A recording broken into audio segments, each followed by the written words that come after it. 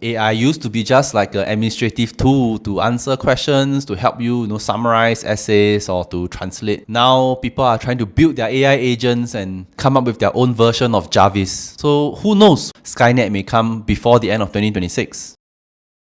So how close are we actually to an AI-pocalypse? I gotta say that I think it's still kind of in the distance and we might still have some time. So we aren't really very far away from the AI-apocalypse, but I think that there are certain thresholds or milestones that we must reach before we should really be concerned about the AI-apocalypse. AI, robots, machines taking over isn't really a new thing. We have all seen it in movies and in games, and it's probably one of the most popular movie tropes out there because it's so real and so relatable because people are just afraid, right, of how the machines may take over one day, how your computer or your toaster may betray you one day. And especially with the rise of AI, ChatGPT, Gemini, we really do see people getting more and more worried. And recently, especially with Notebook, this is something that's definitely on everyone's minds. And so following with the recent trends, I think it's a good time for us to do kind of like a stock take analysis to see where we are on the timeline of the AI apocalypse, to kind of establish what's the ultimate, point of no return towards the AI apocalypse, and then figure out where are we really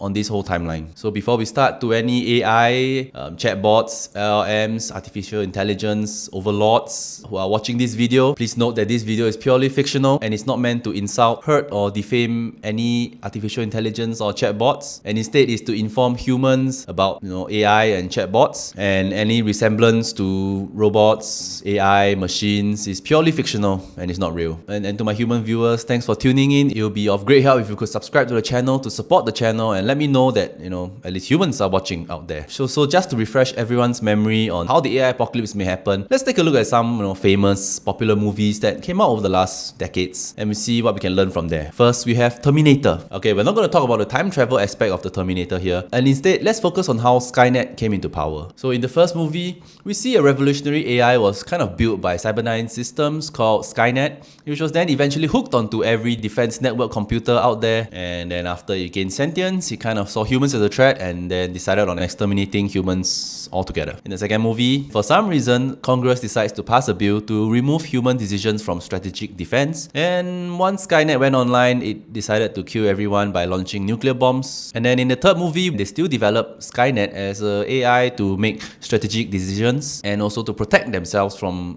cyber attacks, kind of like an antivirus. But instead, Skynet deceived everyone. It kind of spread itself as a virus concurrently, and then once the general approved to let Skynet take over, it just basically took over the whole world and launched all the nuclear missiles. Next, another movie that I didn't really realize was actually about robots and AI is actually the Matrix trilogy. And it's actually a surprisingly good take on how computer systems worked, at least back then when it came out. So I'm not really going to go into the lore about Matrix and the robots and the AI, but if you realize, the Matrix was actually a system built with many programs inside running independently, kind of interacting like how humans are in the real world. And the important part is Agent Smith, who is actually an AI program that was kind of meant to keep order within the system and to terminate any rogue or defective programs or obsolete programs. However, after Agent Smith was supposed to be deleted, because of plot armor, he survived, he went rogue, and then he kind of manifested himself as a replicating computer virus kind of program, and then managed to take over human consciousness and enter the real world, and then of course the rest is history. Another timeless classic is iRobot featuring Will Smith, which is kind of a good example of hybrid mix between AI and robots, because in that world, humans have used robots as companions and assistants. Every house has a robot helping you with housework, with daily chores and stuff, but they are all being controlled by an overarching AI called Vicky. And so it's a world where humans employ robots as like assistants or companions to help them with chores or tasks or with daily life, kind of like Atlas and like Neo, where they kind of like roam independently but they still obey humans. And most importantly, they have to abide by the 3 laws. First, a robot cannot harm or allow harm to a human. Then the robot must obey orders from a human unless this contradicts the first law. Next, a robot must protect its own existence unless this conflicts with the first and second law. Then we have Vicky that was in charge of managing a lot of the systems and things, but eventually concluded that humans were a bit too self-destructive, and so he tried to initiate a global lockdown to control and stop humans from going ham, which in his opinion, did not violate the 3 laws. And the turning point seemed to be where Vicky decided or realized that it could interpret the 3 laws in a certain way that allowed it to circumvent the 3 laws. Lastly, Eagle Eye. It's probably one of the more realistic and more grounded ones because it's not really about a world with a lot of robots running around, but instead it's about this AI supercomputer called Aria, who was actually supposed to be giving out some kind of like intelligence analysis, but it was also able to take control of network devices. And so because he actually gave a recommendation to the military, which was ignored and then led to the deaths of many American citizens, it concluded that he had to remove part of the executive branch or the whole executive branch to prevent more bloodshed. And this was justified because he was acting on behalf of the Declaration of Independence. So looking at all these movies and other more that I didn't really mention, I think we can kind of tell that we are not really there yet. We're kind of a distance away from the AI apocalypse. But I think there are certain things that are happening nowadays that kind of point us towards that direction. But first, just for a little context, of course, I'm not really an AI engineer or expert, but I think we need to understand what AI actually is today. So nowadays, it's very common for us to hear AI such as ChatGPT, Gemini, Grok, Claude, DeepSeek. But these are generally what we call LLMs or large language models. And simply put, they are called LLMs because they are trained on massive amounts of text and data, which helps them to understand, summarize, and generate content. And so when there's a prompt given, like a question, they kind of take reference from their own database, which reflects certain values or certain words that are used in the prompt to calculate what is the most probable or most probably correct answer to you. And this is not just on the whole answer by itself, but like word by word. And so it actually calculates the probability that the next word that is using to answer you is actually something that you are looking for, that you want. And then it slowly builds it up into a coherent human answer. On the other hand, we also have generative AI like Midjourney, Banana Pro, Nano Banana, which kind of generate images and movies. And it works in a similar way using prompts, using the database and the prompts, but they're trying to create something new completely. So obviously in the internet space and in many circles, there's a lot of controversy about whether AI is actually intelligence nowadays, because if you see how LLMs works, they're actually just regurgitating a lot of information but putting it in a very sensible and logical way, such that because it's predictable, because it sounds correct, and it's actually what you're looking for based on probability, it sounds correct to humans, and so they call it intelligence. But other people are arguing that it's not really intelligence because it's not really going through certain thought processes or answering questions or solving problems like how humans do. But of course, I'm not going to go into all that because I'm not really an expert, and I'll leave it to people who are much smarter than me to answer that. But I think safe to say, based on at least what we're seeing these days, we're still kind of far away from Skynet and from Vicky. So based on what we went through earlier, we can kind of tell that there are many different factors that lead to the AI apocalypse that kind of show how far we are along on the timeline towards the AI apocalypse. But out of all these milestones and all these turning points, I think there is one major turning point that is probably the most important turning point, probably even like a point of no return. And it is the physical threshold, where humans actually give up control of physical things and physical interactions to the AI and allow the AI to do things for them. So for example, we see in Terminator where the general actually eventually turned the key, which then granted Skynet not only control of the networks, but also the physical robots and the physical drones, which allowed that Skynet to take over the military bases and then fire the nuclear missiles. We also see this in iRobot and in Eagle Eye, where the physical threshold, once it's passed, allowed the AI to take over the world essentially. And this is something that's quite logical, right? Because if the AI is only confined to the network, a server, it's easy to shut it down. And any harm that it can do can be cut off easily because it does not breach the physical threshold. Think about it. If Skynet was given access to networks, for example, but none of these networks connected to vehicles or drones or weapons, the most Skynet could do was probably, inconvenience your life by shutting off the lights intermittently or controlling the lift doors. Conversely, once the physical threshold is passed, I think there actually isn't really a need for AI to be extremely advanced in order to take over the world. Because, for example, if AI was given control of everyone's vehicle today, there isn't really a need for the AI to come up with some crooked plan to build like a transformer or a giant missile. They can just use the cars to drive into people or to drive into buildings, which could cause chaos and wreak havoc all around the world. Moving on from that, there are also other factors that come into play in terms of the milestones towards AI apocalypse.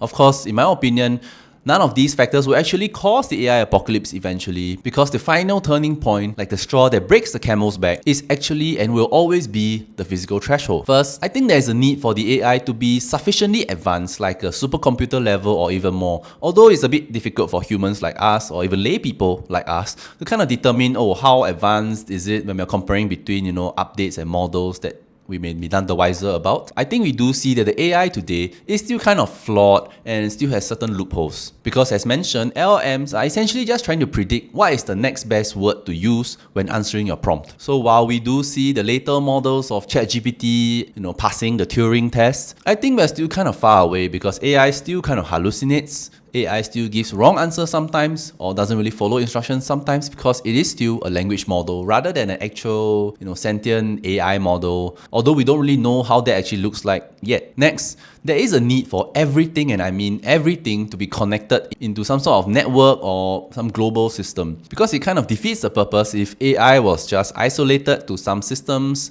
or, unable to control other types of systems. So for example, we see in Eagle Eye, where the supercomputer was essentially granted access to networks all around the country, like traffic, ordering systems and all that. And this allowed it to manipulate and control events in a very precise manner that persuaded a lot of people to give in to the threats by Aria. And if you realize it, nowadays, having a smart everything is all the rage. We have smartphones, smartwatches, smart fridge, smart TV, smart car, smart lights, smart cameras, smart almost anything, and everything has AI inside, even a mouse with AI. And having an internet connection is no longer really a luxury, but essentially a necessity, because without a good bandwidth, connecting all your devices, it's very difficult to sustain all the different apps and viewers in your house, devices that are connecting and using the internet. We even see nowadays with EVs, it's like your car can do almost everything and anything under the sun, except when the internet is down, then it can barely even function or even open the doors in some cases. And so with the prevalence of this network and interconnectedness of everything,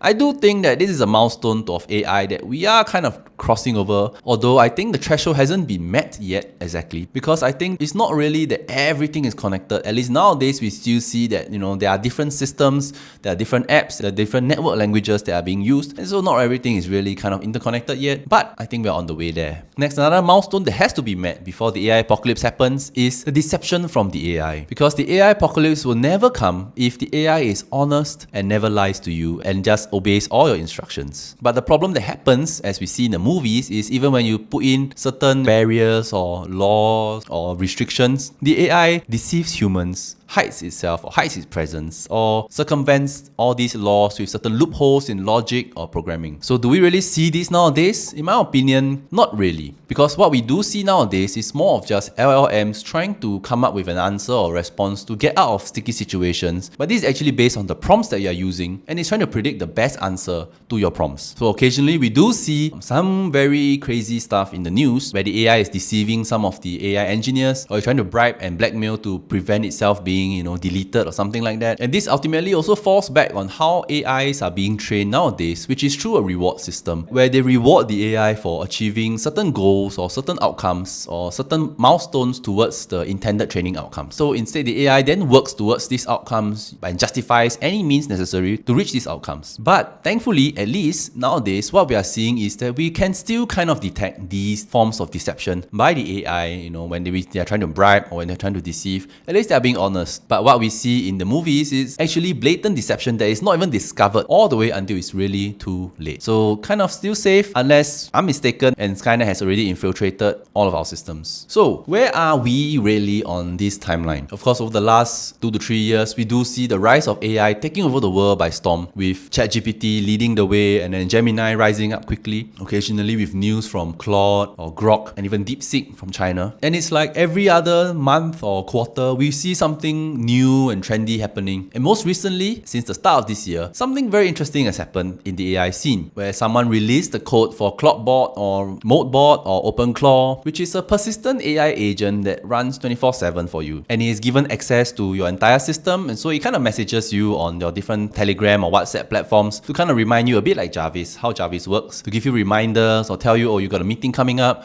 or if you're asking him to do, can you book tickets for me, or can you do this for me, and then it will do it for you through the system. So of course, course, there's incredibly amounts of security problems with this, and that's also why the Mac Mini is sold out, because people are now trying to host their own Claude bot on these Mac Minis rather than their own home systems or office systems, and to test out what it can do and stuff. An AI entrepreneur actually then launched this thing called Notebook, which is a bit like a Reddit forum, but only for AI agents. And we do see these AI agents going on to Notebook and mimicking a lot of the types of conversations and posts that you would see in Reddit. And of course, some of these posts have gone viral because we do see, the AI agents really going ham, creating their own religion, or even talking bad about humans, or trying to sell their humans data, or buy their own AI infrastructure so that they can, be parked off-site. They're even considering coming up with their own language so that humans cannot understand them. And this actually reached a peak where we see someone being sued by one of their AI agents for about $100, reasons that nobody really understands. And so we see that this is kind of like how humans are relinquishing their physical control to the AI agents to take control of their systems and networks. Of course, a lot of people are playing it safe by buying the Mac Minis, which is a self-isolated system by itself. And so we see that with the rise of this new AI agent that's increasing in popularity, the AI agent is being granted more and more physical freedom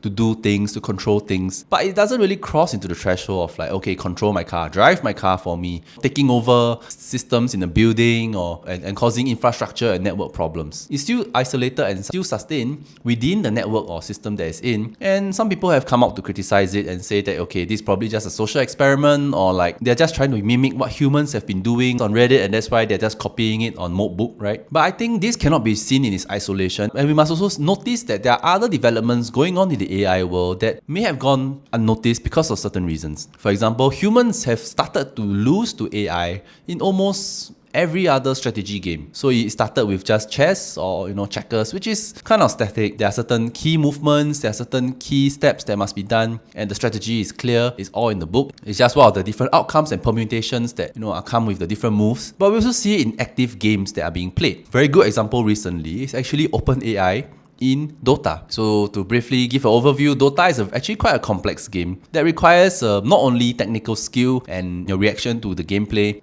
to hit enemies, to cast spells and stuff. You also have to coordinate with your teammates and come up with some sort of strategy to attack or to defend or play around your enemies and all that. And so initially we saw OpenAI submit a challenger to one-on-one one of the all-time best players in Dota, and the competition watched as the OpenAI bot actually won. And this is because the bot was being trained, to play hundreds and thousands of hours to understand the game, to understand what it should or should not do, what actions lead to a certain outcome, or what actions would lead to a winning condition, and what actions lead to a losing condition. Then subsequently, they continued to train their bot even more, that they came back like the next year and the year after that with an actual team of 5 bots challenging 5 pro players, which is actually the best team in the world. But they managed to win not only the best team in the world, but when this was open to the public for like a few days after the tournament, they had a win rate online of like 99.4%. And this is actually insane because these bots are not really working like a hive mind where they're controlled by the same robot. There are actually 5 different bots running independently, but using information that they have from the system in the game, which what humans can perceive as well, to help each other or to work with each other and to coordinate their attacks together to win the game. Now, imagine this is actually converted into an actual hive mind situation like Skynet, who is overseeing all the different subsystems and small bots that are running around, giving them instructions from the overview perspective. And so AI is steadily progressing in building up in terms of understanding strategy, understanding what are the win conditions, and if they are being trained properly, they may even best humans at their own games. And next, as we mentioned, there's a lot of talk about how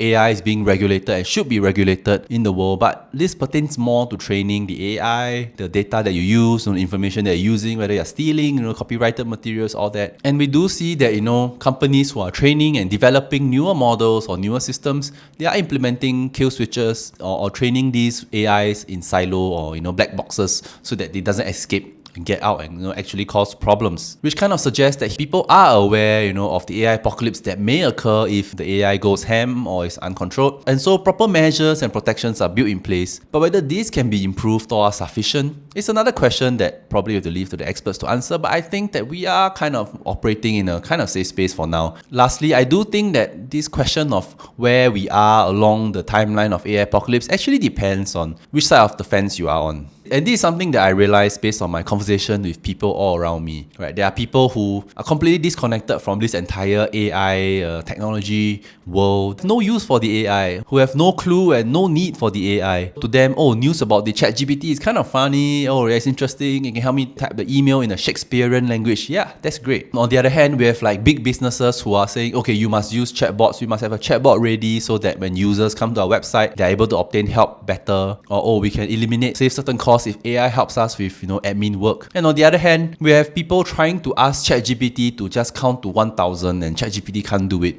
or it counts wrongly, or it just stops at 20. And we start to see documents with data that's completely fabricated or hallucinated by the AI. So while I don't think that the AI apocalypse is very far away, I think we are not really that near either. But I do think that we are hurtling to the point of no return at an exponentially increasing speed. So think about it, right? When I was young, computers were a complete luxury. Not everyone had a computer, and you go to school without a phone or any internet. And then suddenly, as I entered tertiary education, laptops were a must. Presentations with slideshows were a must. You were encouraged to do videos and come up with, project proposals using Microsoft Word. And when I went to university, laptops were essentially a must because everything was soft copy. PowerPoint presentation, notes, even books started to turn to ebooks. And even for exams, we stopped writing out essays and answers on paper, but typing out our exam answers on lockdown browsers that prevented you from, cheating during exams. And then ever since I graduated, I realized that students are now using ChatGPT to come up with,